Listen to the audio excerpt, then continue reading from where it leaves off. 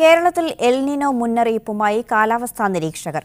കഴിഞ്ഞ വർഷത്തെ ഉഷ്ണതരംഗത്തേക്കാൾ കടുത്ത രീതിയിൽ വരുന്ന ആഴ്ചകളിൽ ചൂടുയരും. കാലാവസ്ഥാ വ്യതിയാനമാണ് എൽ നിനോ പ്രതിഭാസം കേരളത്തിലെത്താനുള്ള സാധ്യത വർദ്ധിപ്പിക്കുന്നതെന്ന് കാലാവസ്ഥാ നിരീക്ഷകർ പറയുന്നു. പ്രളയാനന്തരം കേരളത്തിൽ എൽ നിനോ പ്രതിഭാസത്തിന് സാധ്യതയുണ്ടെന്നും കടുത്ത വരൾച്ച ഉണ്ടാകുമെന്നും നേരത്തെ റിപ്പോർട്ടുകളുണ്ടായിരുന്നു. ഇതിനെ ശരിവെക്കുന്ന രീതിയിലാണ് അന്തരീക്ഷ ഊഷ്മാവ് വർദ്ധിക്കുന്നതും ചൂട് കൂടുന്നതും.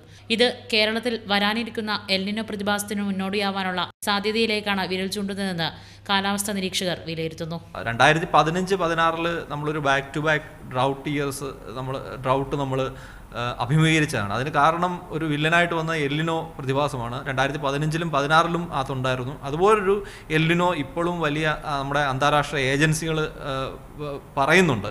പ്രളയമുണ്ടാക്കിയ മഴ മാറിയതിനു ശേഷം തുലാവർഷം ശക്തി പ്രാപിക്കാതിരുന്നതും മഴമേഘങ്ങൾ കുറഞ്ഞതും സൂര്യപ്രകാശം നേരിട്ട് പതിക്കാനിടയാക്കി. കഴിഞ്ഞ വർഷത്തെ അപേക്ഷിച്ച് ഈ വർഷം ജനുവരി അവസാനം മുതൽ ചൂട് കനക്കാൻ ഇത് കാരണമായി. മാർച്ച് അവസാനത്തോടെ വേനൽമഴ ലഭിച്ചാൽ ചൂടിന് അല്പം ആശ്വാസമുണ്ടാകും. എൽ നിനോ പ്രതിഭാസം വേനൽമഴയെ തടഞ്ഞു നിർത്തിയാൽ ഒരുപക്ഷെ കടുത്ത വരൾച്ചയായിരിക്കും കേരളം അഭിമുഖീകരിക്കുക. മോസ്നാസു, മീഡിയ 1, കൊച്ചി.